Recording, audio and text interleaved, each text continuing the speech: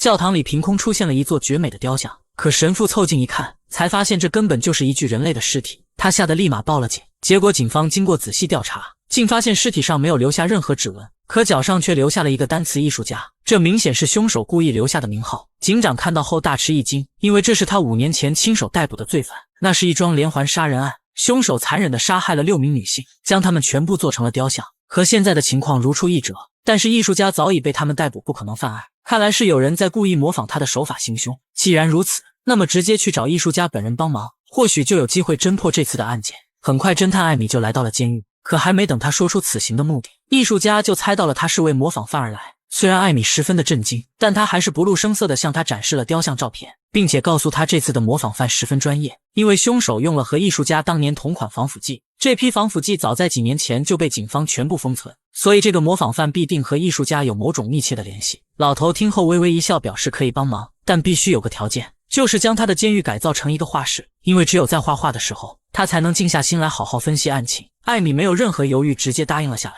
就这样，艺术家在一边画画的同时一边分析着照片，很快他就找到了线索，这尸体上的翅膀有点不对劲。艾米听后立马前去检查，在经过一阵摸索之后，他从翅膀里找到了一个指甲油刷，但很奇怪，因为这种指甲油早在几年前就已经停产。艾米上次使用的时候还在读高中，他将指甲油的照片拍下带给了艺术家，询问凶手留下这东西的用意，但艺术家表示自己也不知道，猜到翅膀里有东西是因为他当年也这么干过。艾米看他这副样子不像说谎，也只好作罢。就在警方努力搜查着线索时，第二天又有人来报案，说是在河面上发现了一具尸体，被安置在小船上，随着水面静静移动。艾米赶到现场时，尸体早已被打捞上岸，他立马上前仔细检查，果然在尸体的手指甲中找到了线索，那是一根细小的指针。警长看到后大吃一惊，因为他的老搭档也有一根一模一样的，或许就是同一根也说不定。但搭档早已在几年前追捕艺术家的行动中死亡，凶手故意留下这个指针到底有什么用意？艾米还想询问当年案件的细节，但警长却沉默下来，不愿再多说。虽然有些奇怪，但他也没再多问，只能将这个细节默默地记在心中。很快夜晚降临，警长在下班后并没有回家，他一路驾车来到了野外，走进了一条无人的小巷，接着进入了一个神秘的房间。此时房间里正在举行一场表演，女人随意拉了一个观众上台，她轻轻地扭动手中的玩偶，男人的身体也开始随之扭曲。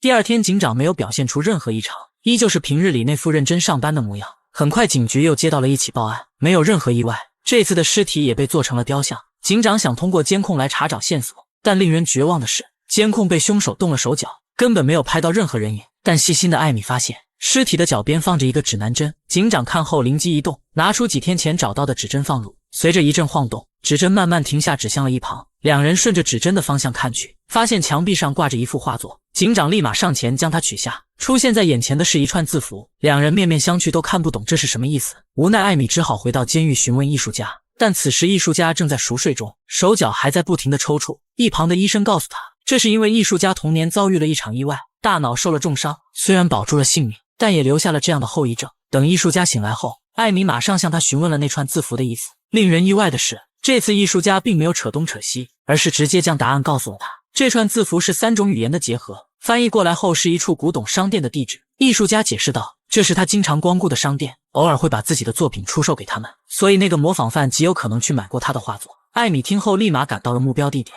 但两人只在这里找到了一幅模仿艺术家画作的作品。经过详细的检查，艾米惊喜地发现画作上留下了一枚指纹，但奇怪的是指纹的主人是一名女性，不太符合警方对凶手的印象。很快艾米就找到了女人家中，看上去这里已经荒废已久，到处都充斥着刺鼻的气味，而他们要找的人也变成了一具干尸。从尸体上来看，女人已经死了很久了。警长注意到房间里到处都放着各种化学药剂，其中还有艺术家使用过的防腐剂。更加诡异的是，柜台上还有一张艺术家小时候和他母亲的合影。难道说这具尸体的主人就是艺术家的母亲？恶毒的他一直在用母亲的身体测试防腐剂。两人意识到画作和指纹就是艺术家留下的假线索，他真正的目的是要将警方引到这个房间。艾米愤怒地回到监狱和他对峙，并表示警方的耐心已经到了极致。面对艾米的威胁，艺术家十分淡定，他表示自己其实知道凶手是谁，并且还知道去哪里能找到他，但条件是艾米必须做一次他的人体模特。此刻艾米已经逐渐恢复了冷静，他告诉艺术家这是最后一次，如果再耍花样，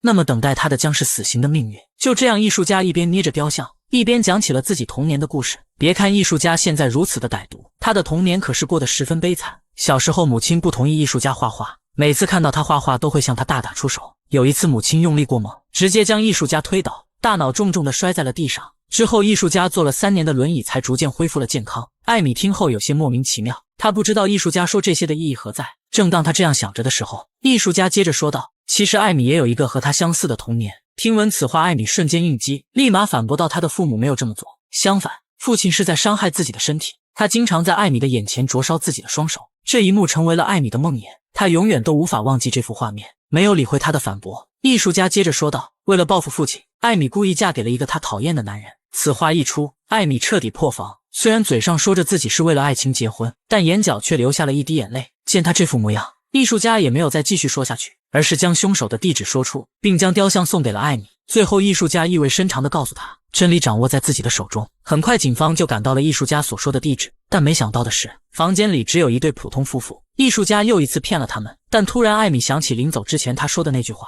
然后在警长惊愕的目光下，开始疯狂地破坏起了雕像。果然里面藏着一张纸条，上面是凶手所在的真正地址。两人马上开车前往了此地。令人害怕的是，房间的墙壁上挂满了艾米的照片，几乎包括了她的一生，从小到大无一缺失。警长立马意识到凶手的下一个对象可能就是艾米，于是他立马向警局请求了支援。但也就在此时，艾米突然听到下方传来了一阵女人的哭泣声。她掀开地毯一看，竟是一个地下室的入口。艾米小心翼翼地走下楼梯，一路顺着声音搜查而去，结果找到了一个被锁链捆绑的女人。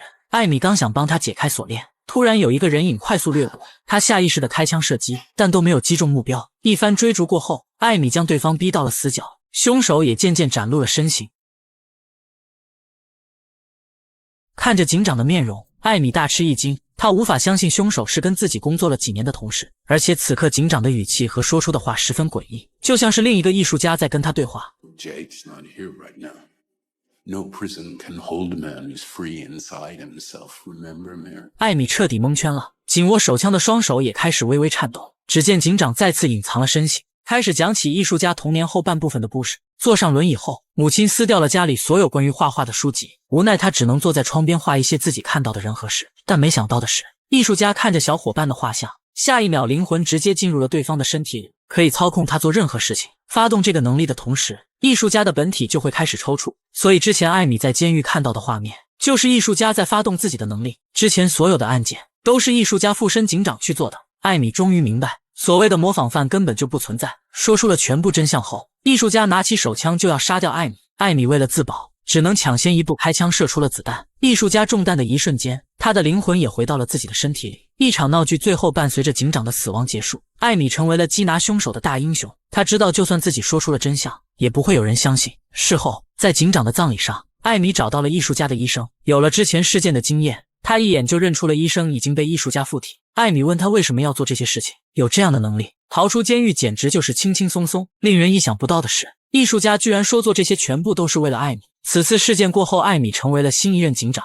这正是他想要看到的结果，因为他喜欢上了艾米。听闻此话，艾米突然想起有几个夜晚，丈夫总是半夜不睡觉，坐在椅子上看着自己，想来那时候的他就已经被艺术家附身了。看来这就是艺术家这么了解自己的原因。艾米不禁有些头皮发麻，如果不是留了后手，自己可能一辈子都会活在恐惧之中。她告诉艺术家，自己发现了他的一个习惯，每次艺术家画画的时候都会下意识的去摇笔头，所以艾米就在送去监狱的铅笔上下了毒。这次见面可能就是两人最后一次见面了。听闻此话，艺术家立马回到了自己的身体里，跌跌撞撞的跑到镜子前，伸出舌头一看，发现上面已经沾满了毒素。下一秒他就直接瘫倒在了地上，永远失去了呼吸。